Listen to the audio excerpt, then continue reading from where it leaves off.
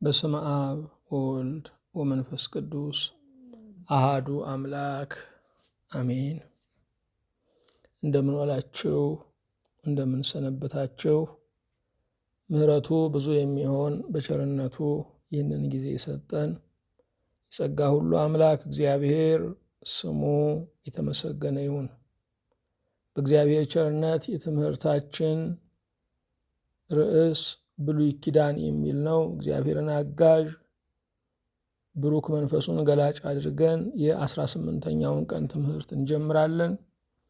ሰቆቃወ ኤርምያስ ምዕራፍ 5 ከቁጥር 21 ጀምሮ ያለውን በጸሎት መንፈስ ሆነን እናነባለን።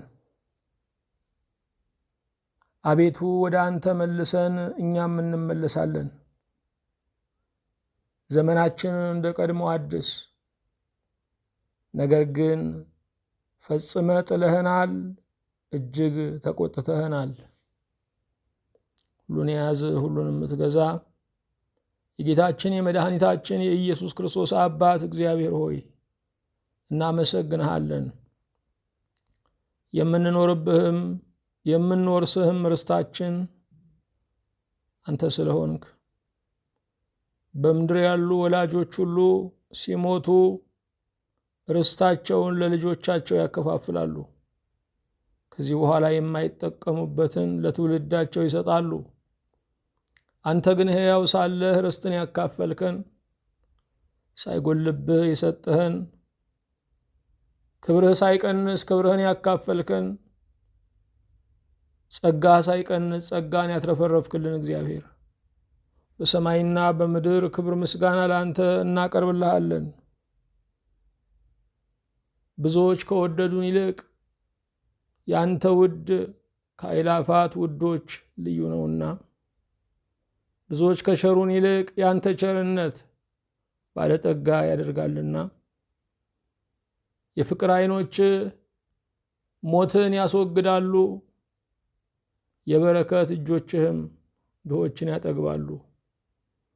በነፍስና በስጋችን የተንከባከብከን የምትንከባከበን፣ ለዛሬ የነበርከን ለነገም የምትኖረን አንተ ነህና በሰማይና በምድር ምስጋና እናቀርብልሃለን። በእንግድነት ዘመናችን ስለሰጠህን ስለዚህ ምድር፣ ስለዚህ ሀገር፣ ስለዚህ ቤተሰብ፣ በዙሪያችን ስላሉ ወዳጆቻችን የእኛ መኖር ስለሚያስደስታቸው ጓደኞቻችን ሁሉ ምስጋና እናቀርብልሃለን። የመንገድ ስንቅ እንዲሆነን ቃልህን፣ የጸሎትንም ኃይል፣ የቤተ ክርስቲያንንም ምስጢር፣ እረኞችና አገልጋዮችህን፣ የቃልህንም መጋቢዎች ስላዘጋጀህልን ጌታ ሆይ መንገዱ ቀንቶአልና አንተም ፊት አውራሪ የሆነ ቀድመሃልና ብናመነታ ወደ ኋላ ለመመለስ ብንዳዳ፣ አንተ ግን ከፊት እየቀደምክ ከኋላ እየከበብክ ከእኛ ጋር ነህና የመንገዳችን ዜማ የምንበረታብህ ጉልበታችን፣ ተራራውን የምንወጣብህ ሸለቆውን የምንወርድብህ ጠመዝማዛውን ሸካራውን ሁሉ የምናልፍብህ አንተ ነህና በእውነት እናመሰግንሃለን። እህሏችን የሆንከው ጌታችን ሆይ አንተ መብላችን ነህ፣ አንተ መጠጣችን ነህ። የዚህ ዓለም ገዢዎች ለሕዝባቸው መብልና መጠጥ ከተሳካላቸው ያቀርባሉ። አንተ ግን እውነተኛ የጽድቅ መብላችን፣ እውነተኛ የሕይወት መጠጣችን ነህና አንተን በልተን አንተን ጠጥተን አርፈናልና በእውነት እናመሰግንሃለን። ከአሳዳጆቻችን ይልቅ ፈጣን የሆንከው ከሚወረወረው ቀስት ቀድመ ጋሻ ሆነ የምትጋርደን እግዚአብሔር ስመ መልካሙ፣ በስምህ አርፈናል፣ በስምህ ተጠልለናል፣ በስምህ ተሰውረናል። በእውነት ጌታችን ሆይ እናመሰግንሃለን። አንተ ያደከሙንን ዘመኖች ለትምህርት ያደከመንን አቀበት ለከፍታ ስላደረግከው የዘመናት ብሩክ የዓመታት ቅዱስ ሆይ በሰማይና በምድር ክብር ምስጋና ላንተ ይሁን። ያለ አንተ እረፍት የለም። በምድር ያሉ ባለጠጎች የመጨረሻውን ጫፍ የነኩ ከመሬት እስከ ህዋ ድረስ የመጠቁ እነዚህ ሁሉ ገንዘብ፣ ሰላም፣ ንብረትም እረፍት እንደማይሆን መስክረዋል። እረፍት በአንተ ነውና አንተም ወደ እኔ ኑ አሳርፋችኋለሁ ብለህ የማረፊያውን ብቸኛ መንገድ አሳይተህናልና እረፍታችን ሆይ፣ እውነተኛው ሰንበታችን ሆይ እናመሰግንሃለን። ስለ ቸርነትህ በደላችንንና ኃጢአታችንን ሁሉ ይቅር እንድትል ከስህተታችን የተነሳ ለሚያስጨንቁን አሳልፈህ እንዳትሰጠን አቤቱ እንማልድሃለን። ተስፋህን እንድትፈጽምልን፣ ሀገርን በማዳንህ እውነት እንድታስብልን፣ ትውልድም በአንተ የሚያመልጥ የሚሻገር እንዲሆን የሚመሩን ሁሉ በጥበብ እንዲኳሉ፣ አባቶቻችን ሁሉ በሞገስ እንዲያገለግሉ አቤቱ እንማልድሃለን። ሁሉን የምትይዝ ጌታ ሆይ ልጆቻችንን፣ ትውልዶቻችንን፣ ገና እየበቀሉ ያሉትን ቡቃያዎቹን ሁሉ እንድትባርካቸው፣ ይህ ምድር ይህ ሀገር ለሕፃናት የጥበብ ከተማ እንዲሆን ፈሪሃ እግዚአብሔር በትውልድ ላይ እንዲሰለጥን አቤቱ እንጠይቀሃለን። ጌታ ሆይ ከሸመቀብን ከሥጋ ሥራ፣ ከዓለምም አሰራር፣ ከሰይጣንም ግብር ሁሉ ነፍሳችንን እንድትታደጋት፣ አሽክላውን እንድታደቀው፣ መረቡን እንድትበጣጥሰው፣ ቀንበር የሆነብንን ነገር ሁሉ ሰባብረህ ከላያችን ላይ እንድታወርደው፣ በነፃነት ለአንተ የምንዘምርበት ያለ ሕሊና ክስ በፊትህ የምናገለግልበት ወራት እንዲሆን አቤቱ እንጠይቀሃለን። ስለ ቸርነትህ በምድር ላይ ያሉትን ሕዝቦች ሁሉ በመባረክህ አቤቱ ባርካቸው። ቀንህ ትድረስላቸው። እቅድህ ጓዳቸውን ይቀድስ። ዓላማ የሕይወትን ብርሃን ይስጣቸው። አምላክ ሆይ በፊትህ በቆምን ጊዜ እንድናስባቸው አደራ ያሉንን ወገኖቻችንን ሁሉ ከተደበላለቀባቸው ስሜት ሁሉ በአንተ እንዲወጡ፣ ፍርሃታቸው እንዲታገስ፣ ያስጨነቃቸው ነገር ሁሉ እንዲረገጥ፣ አልታይ ያላቸው ነገር በስምህ እንዲበራ፣ ሁልጊዜ የቃልህ ወዳጆች የስምህ ምስክሮች እንዲሆኑ፣ ቤታቸው ለመጻተኞች ለድሆችና ለተጨነቁ ቀኑ ለጠረረባቸው ሁሉ ጥላ እንዲሆን አቤቱን ማልደሃለን። ሀገራችን ኢትዮጵያን ከጥፋት ሕዝቡን ሁሉ ከመከራ አቤቱ ሰውርልን። ለዓለም ሁሉ የምህረት ፊትን እንድትመልስ፣ ለድሃ አደጎች፣ ለባልቴቶች፣ ወላጅም ለሌላቸው ሁሉ ጧሪም ላጡት እንድትራራ፣ ይሄ ቀን የተራቡ የሚጠጉበት፣ የታመሙ የሚፈወሱበት፣ በእምነት የደከሙ እንደገና ኃይል የሚቀዳጁበት እንዲሆን እንማልድሃለን። በሰላም ጀምረን እስክንፈጽም ጥበቃህ በዙሪያችን ማዳን፣ ምሕረትህ በመካከላችን ትሁንልን። በአንድ ልጅህ በጌታችን በኢየሱስ ክርስቶስ በእርሱ ያለ ክብር ጽን ለአንተ ይገባሃል። ከእርሱ ጋር ከመንፈስ ቅዱስም ጋር ትክክል የሚሆን ዛሬም ዘወትርም ለዘላለሙ አሚን። የእግዚአብሔር የአምላካችን ስሙ የተመሰገነ ይሁን። በእግዚአብሔር ቸርነት የትምህርታችን ርዕስ ብሉይ ኪዳን የሚል ነው። ባለፈው ሳምንት ትንቢተ ኤርምያስን በዳሰሳ ለማየት ሞክረናል። ዛሬም የምንቀጥለው ሰቆቃወ ኤርምያስን ነው። ሰቆቃወ ኤርምያስ በትንቢተ ኤርምያስና በትንቢተ ሕዝቅኤል መካከል ያለ ባለ 5 ምዕራፍ የሆነ መጽሐፍ ነው። ሰቆቃወ ኤርምያስ መኖሩን እንኳ ብዙዎች አይገነዘቡም። ሰቆቃወ ኤርምያስ የትንቢተ ኤርምያስ አካል ነው። ሰቆቃወ ኤርምያስ ማለት የኤርምያስ ሐዘን፣ የኤርምያስ ልቅሶ፣ የኤርምያስ ሙሾ ማለት ነው። በዕብራይስጡ ኤካ የሚል ስያሜ አለው። በእኛ ሰቆቃወ ኤርምያስ የምንለውን በዕብራይስጡ ኤካ የሚል ስያሜ አለው። ትርጉሙ ለምን ማለት ነው። ለምን ሀገራችን ፈረሰች? ለምን መቅደስ አልባ ሆንን? ለምን ከሀገራችን ተሰደድን? ለምን እንባ ቀለባችን ውርደት ካባችን ሆነ? የሚል የጥያቄ ምልክት የተሰጠው የመጽሐፍ ክፍል ነው። በዕብራይስጡ ሰቆቃወ ኤርምያስ ለምን ወይም እንዴት የሚል ስያሜ ተሰጥቶታል። ነቢዩ ኤርምያስ አስቀድሞ ንስሐ እንዲገቡ ሕዝቡን ጠራ። ሕዝቡ የማይመለሱ ከሆነ ኢየሩሳሌምም መቅደሱም እንደሚፈርሱ ተናገረ። እግዚአብሔር የመርህ አምላክ ነውና ሲመለሱ ይመለሳል። ባለመመለሳቸው ምክንያት የእግዚአብሔር ቃል እውነት ነውና ተፈጸመ። ኢየሩሳሌም ፈረሰች፣ መቅደሱም ተቃጠለ። ንዋያተ ቅድሳት ወደ ባቢሎን ተጋዙ።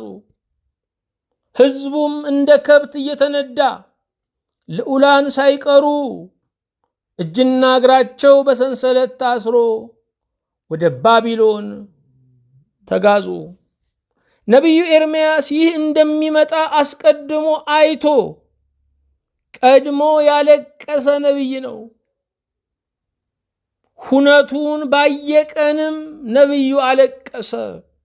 ተናግሬ ነበረ ብሎ አልሳቀም።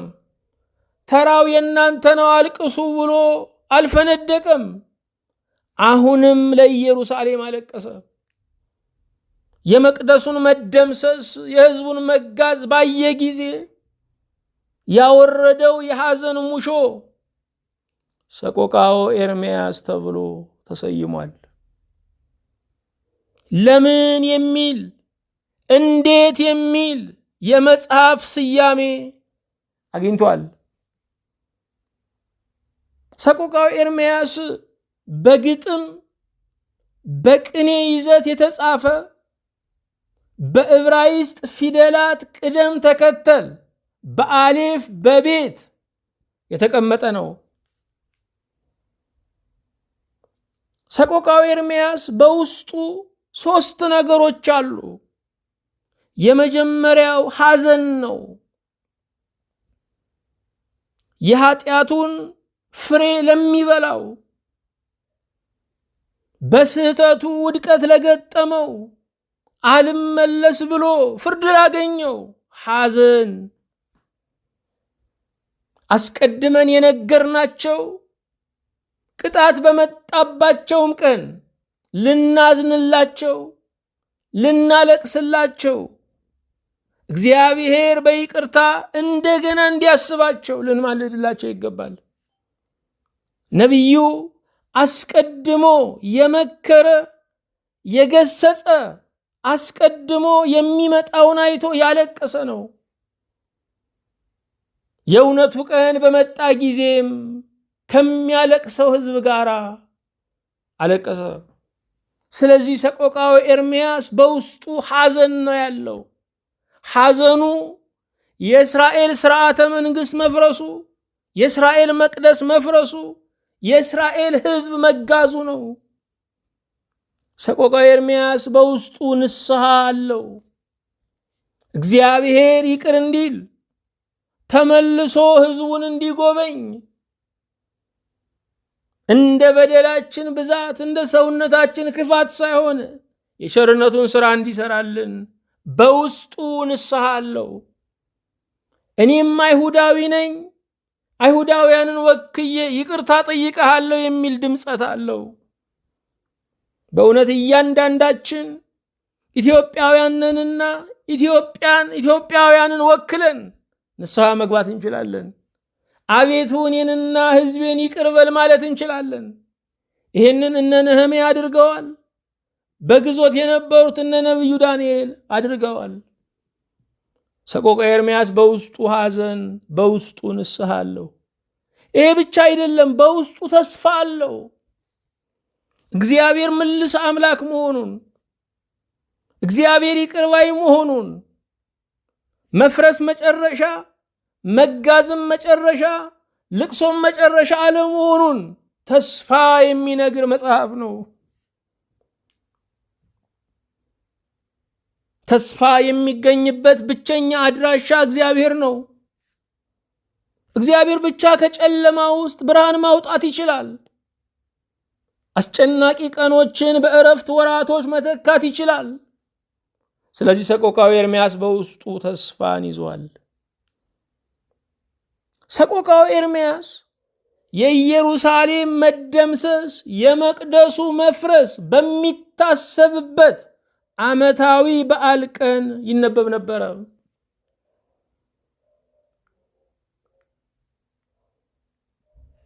ቤተ ክህነቱና ቤተ መንግስቱ ተባብሮ እግዚአብሔርን ያስቀየመበት ዘመን ነበረ የኤርምያስ ዘመን። ስለዚህም ስርዓተ መንግስቱ ፈረሰ፣ ቤተ ክህነቱም አብሮ ፈረሰ። የኢየሩሳሌም ቅጥር ብቻ ሳይሆን መቅደሱም ወደመ።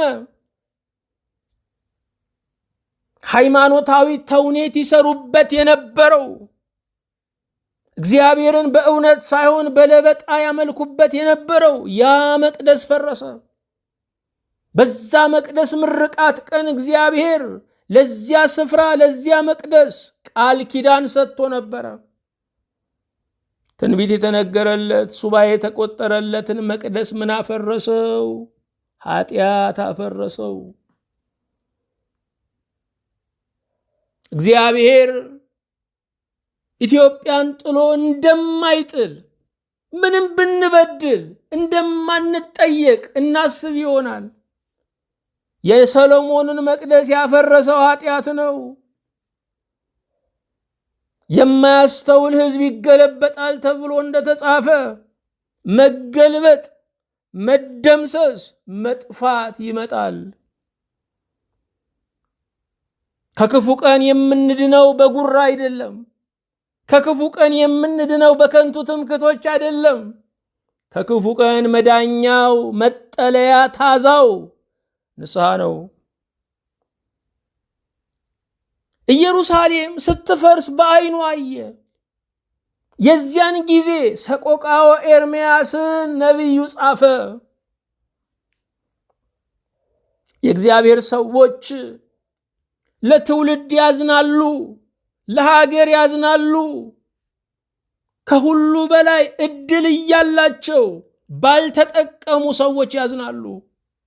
ከሁሉ በላይ እድል እያላቸው ነቢይ እያላቸው መጽሐፍ እያላቸው ካህን እያላቸው ባልተጠቀሙ ሰዎች፣ እድላቸውን በገፉ ሰዎች፣ መድኃኒት ሳላቸው በታመሙ፣ ሕይወት ባላቸው ሳላቸው በሞቱ ሰዎች የእግዚአብሔር ሰዎች ያዝናሉ። በእውነት በዓለም ላይ ትልቁ ኪሳራ መድኃኒት እያለ መታመም ነው። ሕይወት እያለ መሞት ነው። በምድር ላይ የምንቀበላቸው ፈተናና መከራዎች አማራጭ የሌላቸው ሊሆኑ ይችላሉ። በምድር ላይ የምንቀበላቸው መከራና ፈተናዎች አማራጭ የሌላቸው ሊሆኑ ይችላሉ። የዘላለም ሞት ግን አማራጭ አተን የምንገባበት አይደለም፣ በምርጫ የምንገባበት ነው። እግዚአብሔር የሕይወታችንን ታሪክ ሲጽፈው መጨረሻ ያደረገው ማጠቃለያው መንግሥተ ሰማያት ነው። ከተጻፈልን ወጥተን ራሳችንን በሲኦል በገሃነም የምናገኘው ተጠያቂዎቹ እኛው ነን። ሰቆቃወ ኤርምያስ ለቤተ ክርስቲያን የንስሐ የተስፋ ደግሞም የሐዘን ጥሪ ያለው ነው። ሰቆቃወ ኤርምያስ ለቤተ ክርስቲያን የንስሐ ደወል፣ የንስሐ ድምፅ ነው። ቤተ ክርስቲያን ንስሐ ገብታ ንስሐ ግቡ ማለት አለባት። አባቶች ምዕመናን ንስሐ ገብተው ዓለሙን ወደ ንስሐ መጋበዝ አለባቸው። እግዚአብሔር የሰውን ልጆች ይቅር ለማለት ጉቦ አልፈለገም። ስህተታቸውን እንዲያምኑ እንዲመለሱ ብቻ ይፈልጋል። ንስሐ እግዚአብሔርን ስለጎዳ ነው ለመካስ ብለን የምናደርገው አይደለም። ራሳችንን ስለበደልነው ለራሳችን በእግዚአብሔር ምሕረት ካሳ መክፈል ነው። እኛው በድለን እኛው መካስ አንችልም። ለእኛ በደል ግን የእግዚአብሔር ምሕረት ካሳ ይሆናል። ሰቆቃወ ኤርምያስ ማህበራዊ ቁስልን የሚያሳይ ነው። ቤቱ ያልፈረሰ፣ ልጁ ያልተጋዘ፣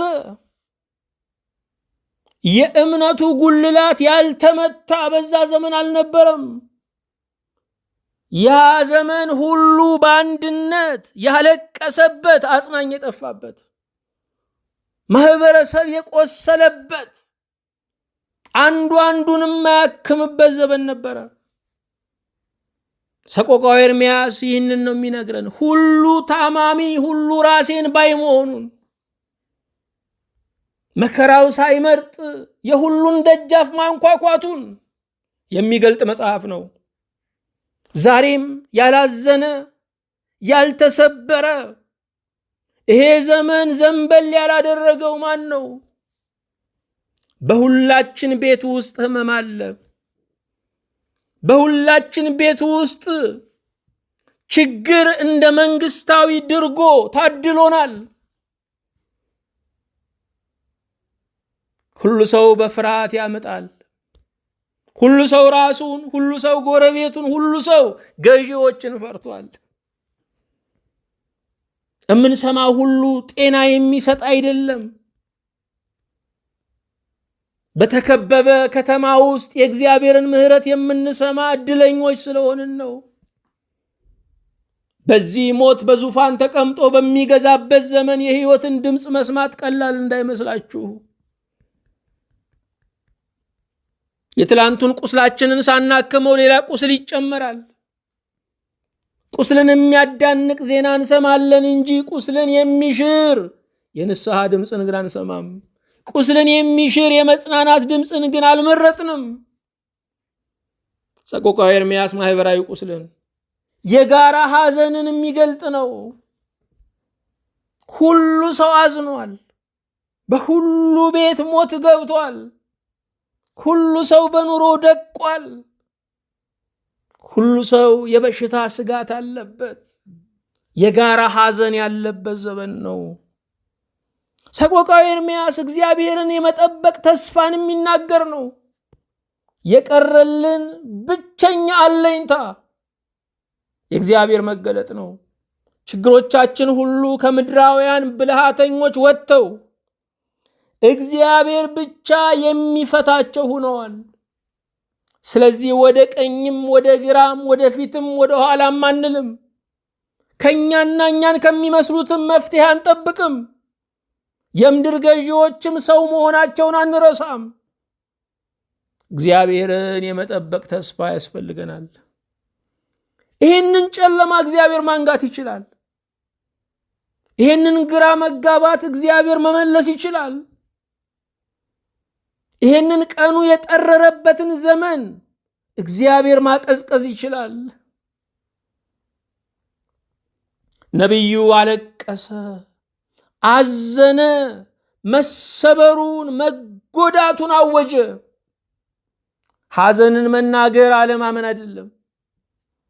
የእግዚአብሔር አገልጋዮች ሐዘናቸውን ሲናገሩ፣ በአደባባይ ሲያለቅሱ፣ ተሰብሬያለሁ ሲሉ ከእምነት ያፈነገጡ ይመስለናል። እናንተ እንዲህ ያላችሁ እኛማ ምን እንበል ብለን እናሳቅቃቸዋለን። አንድ ቀን እንኳ እንዲያዝኑ፣ አንድ ቀን እንኳ እንዲያለቅሱ አንፈቅድም። ነቢዩ ኤርምያስ ገና ከማኅፀን ጀምሮ እግዚአብሔር የጠራው የመረጠው፣ እርሱ ግን ሰቆቃወ ኤርምያስን ወይም በዕብራይስጡ ኤካ ለምን ተብሎ የተሰየመውን የሐዘን ሙሾ የደረሰ ነው።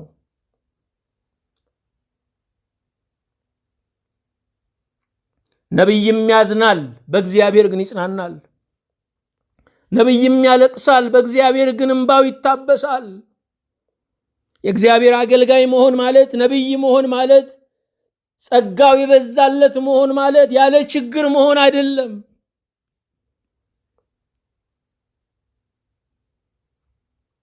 እምነት ስሜትን አይደብቅም። ስለዚህ ነቢዩ ስሜቱን ገለጠ። ነቢዩ ኤርምያስ መከረኛው ነቢይ፣ አልቃሻው ነቢይ፣ የእንባ ሰባኪ ተብሎ የሚጠራ ነው።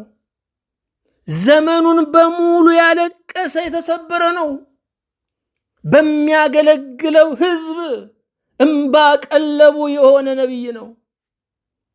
ሌሎቹ ነቢያት ኃይለኞች፣ ገሳጮች ናቸው።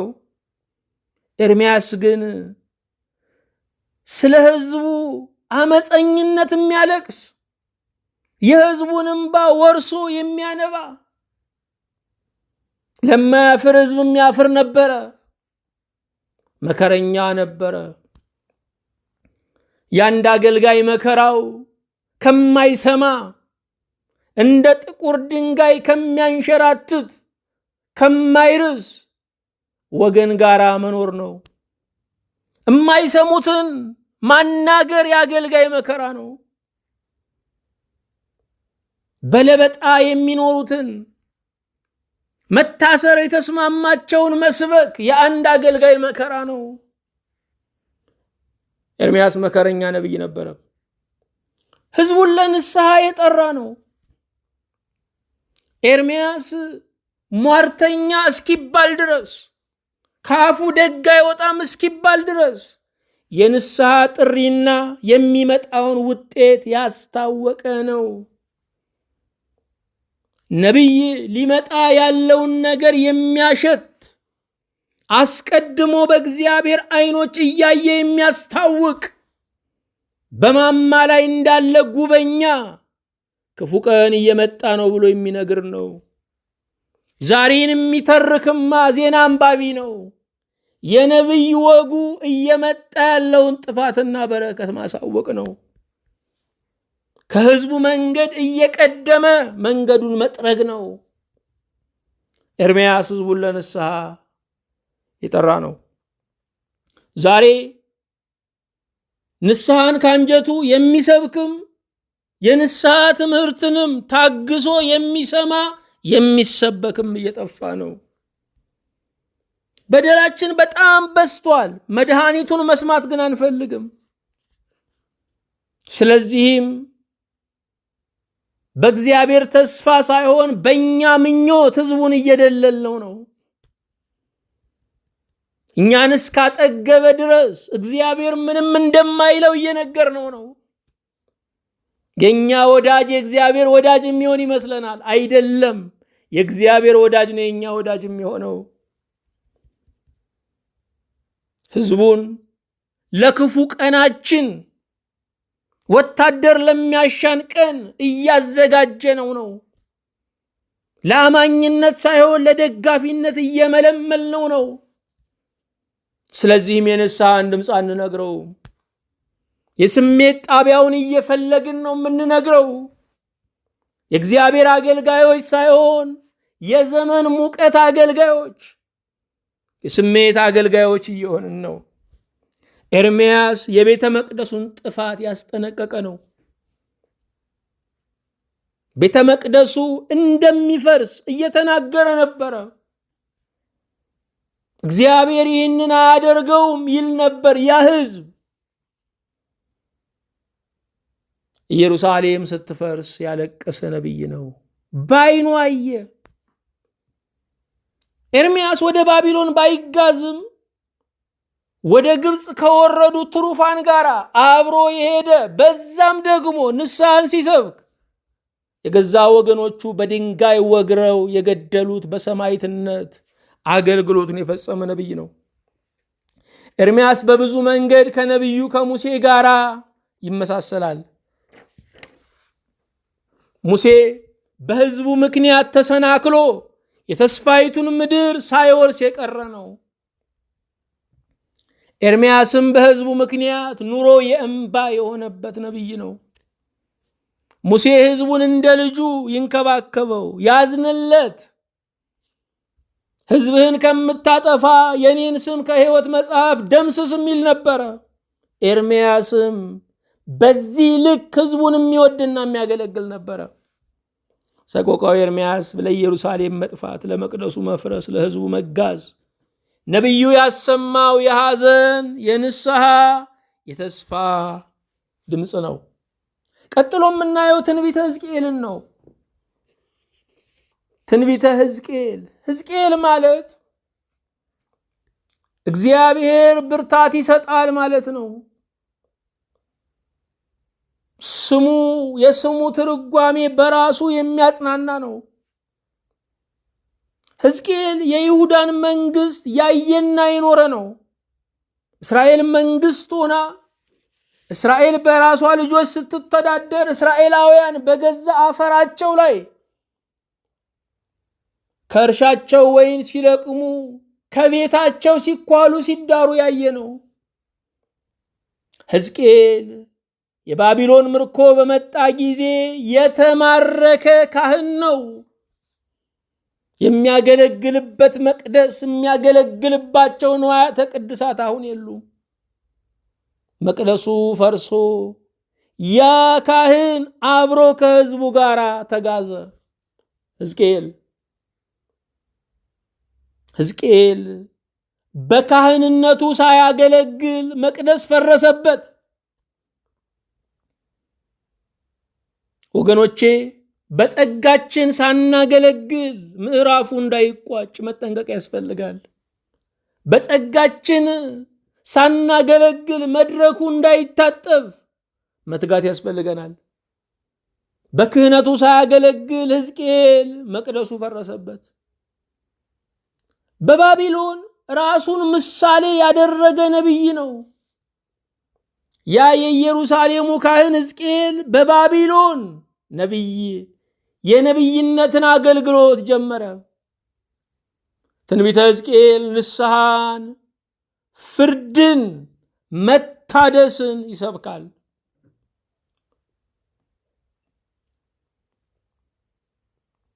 ንስሐ ከፍርድ በፊት የሚሰበክ ነው። ስለዚህ ትንቢተ ሕዝቅኤል ንስሐን ያውጃል። ትንቢተ ሕዝቅኤል ፍርድንም ይናገራል። ምክንያቱም እግዚአብሔር ለእያንዳንዱ እንደ ሥራው ይከፍላል። ፈራጅ አምላክ ስለሆነ፣ ሕይወት ምርጫ ስለሆነች እያንዳንዱ ሰውም የመረጠውን የመቀበል ግዳጅ ስላለበት ፍርድን ይሰብካል። ይሄ ብቻ አይደለም፣ መታደስን ተስፋንም ይሰብካል። ይሄ ሁሉ ይለወጣል። የቅጣት ዘመን በምህረት ይለወጣል። እግዚአብሔር ተመልሶ ይምረናል የሚል ተስፋ በትንቢተ ሕዝቅኤል ውስጥ ይታያል። ሕዝቅኤል የደረቁ አጥንቶች በሚለው ስብከቱ ይታወቃል።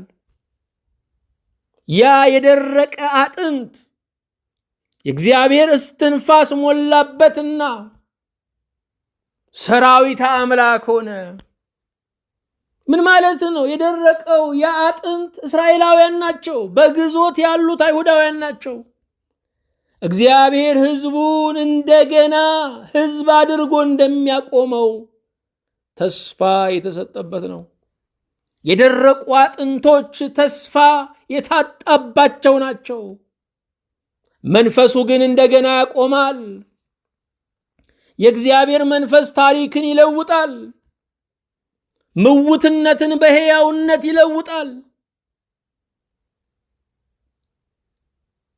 ነቢዩ ሕዝቅኤል የነቢይነት ጥሪው የመጣው በባቢሎን ሀገር ነው።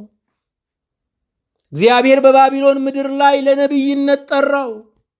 በመከራ ውስጥ ያለውን ሕዝብ እንዲያጽናና፣ የሚመጣውን ተስፋ እንዲተርክ። ሕዝቅኤል የምርኮ ሀገር ነቢይ ነው። አገር ቢያጡም አይሁዳውያን ነቢይ አላጡም። ሀገር ቢያጡም ነቢይ አላጡም። እግዚአብሔር ጨርሶ አያጨልምም።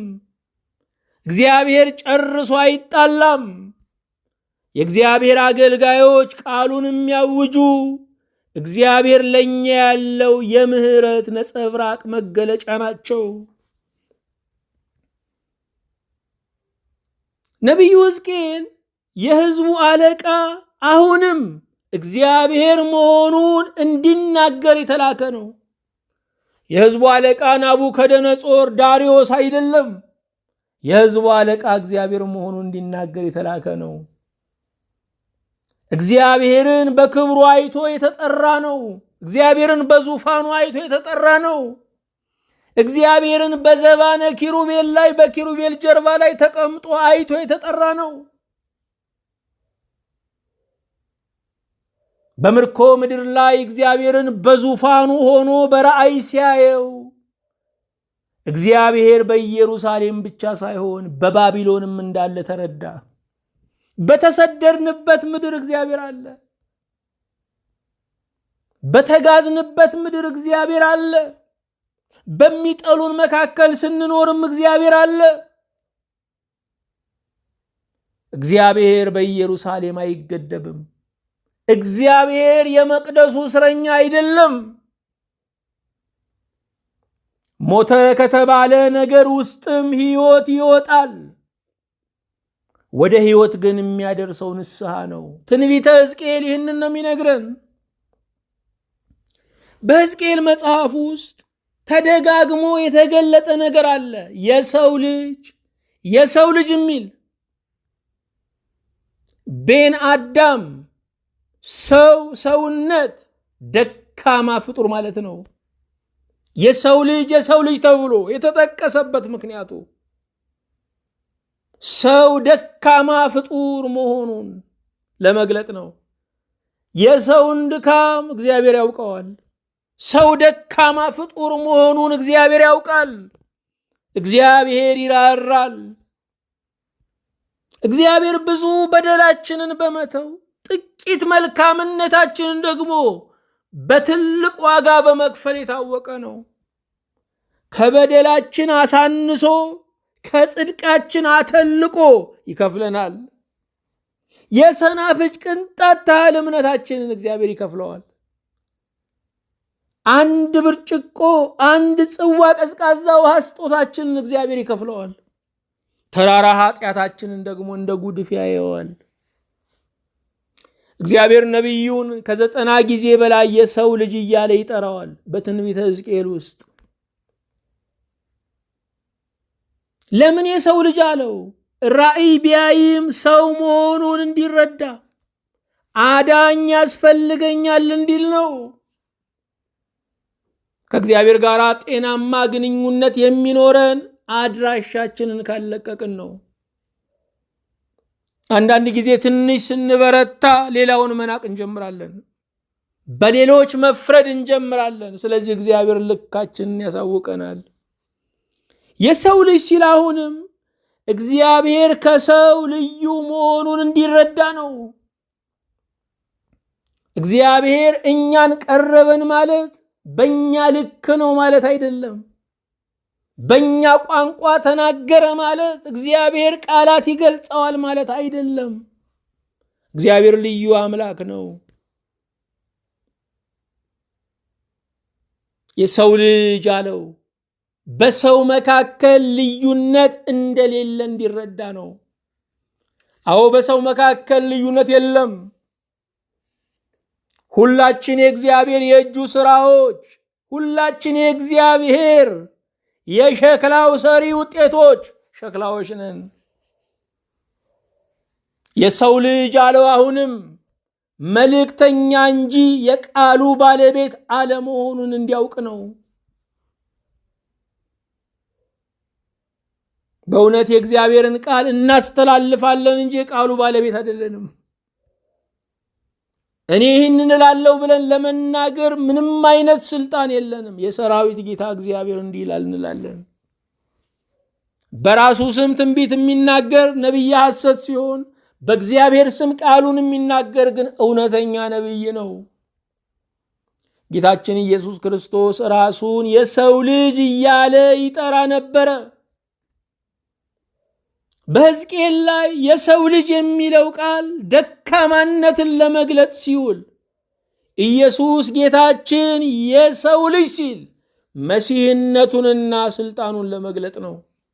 ስለዚህ በሕዝቅኤል መጽሐፍ የሰው ልጅ ሲባል ደካማነትን ይገልጣል። በወንጌላት ይልቁንም በማቴዎስ ወንጌል፣ በዮሐንስ ወንጌል ጌታ ራሱን የሰው ልጅ ብሎ ሲጠራ መሲህነቱን ስልጣኑን ለመግለጥ ነው።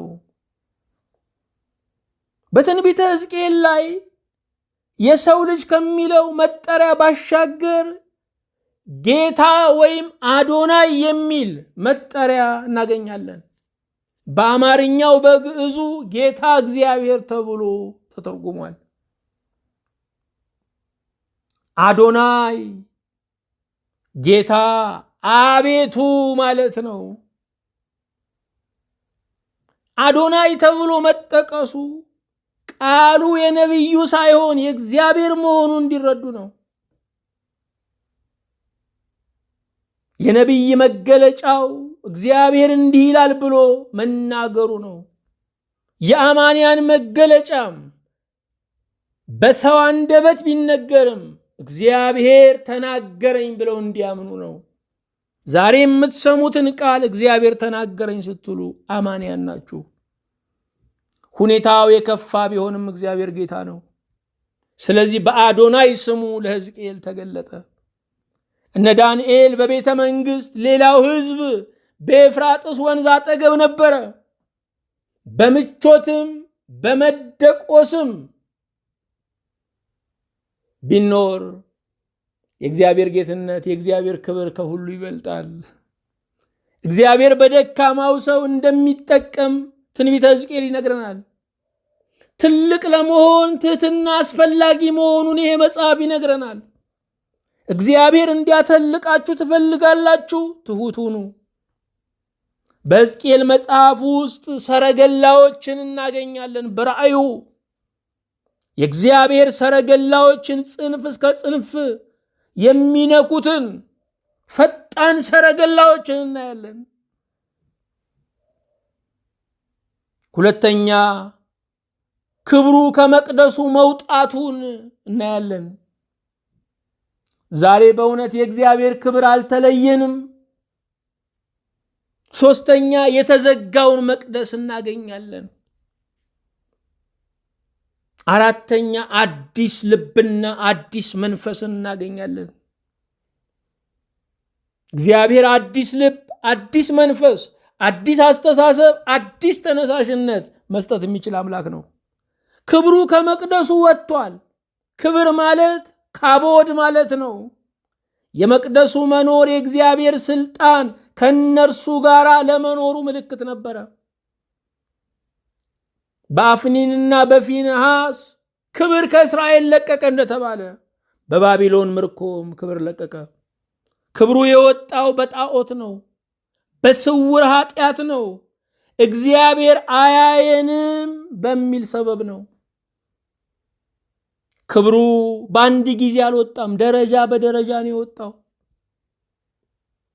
ከመቅደስ ወደ ከተማ ወጣ፣ ከከተማ ወደ ደብረ ዘይት ተራራ ወጣ። እግዚአብሔር ቶሎ አይተውም። ትንቢተ ሕዝቅኤል ይህንን ነው የሚነግረን። ክብሩ ሲወጣ መቅደሱ ባዶ ሆነ። ስርዓት አለ፣ የእግዚአብሔር መገኘት ግን የለም። ሃይማኖት አለን ይላሉ፣ ሕይወት ግን የላቸውም። ትንቢተ ሕዝቅኤል የሚደመድመው ተስፋው ይመለሳል በማለት ነው። እግዚአብሔር ተስፋውን ይመልሳል። ዛሬ ሰቆቃወ ኤርምያስን በዕብራይስጡ ለምን የሚል ስያሜ የተሰጠውን መጽሐፍ አይተናል። ትንቢተ ሕዝቅኤልን አይተናል። በሁለቱም ውስጥ ንስሐን፣ ፍርድን፣ ተስፋን አይተናል። ስለዚህ በንስሐ ወደ እግዚአብሔር መመለስን፣ የመጣው ቁጣ እንዲመለስ ዛሬም መፍትሄ ያለ መሆኑን፣ እግዚአብሔር ደግሞ የተስፋ አምላክ ነገን ከዛሬ የተሻለች አድርጎ መስራት የሚችል አምላክ መሆኑን ማመን ይገባናል። ስለነበረን ጊዜ አምላካችን የእግዚአብሔር ስሙ የተመሰገነ ይሁን። አቤቱ ጌታችን እናመሰግንሃለን። ክብርህ ፍጹም የሆነ የዘላለም አምላክ ከፍ ከፍ እናደርግሃለን። ስለሰጠህን ጊዜ በፊትህም ስለተገኘንበት ሞገስ ተመስገን።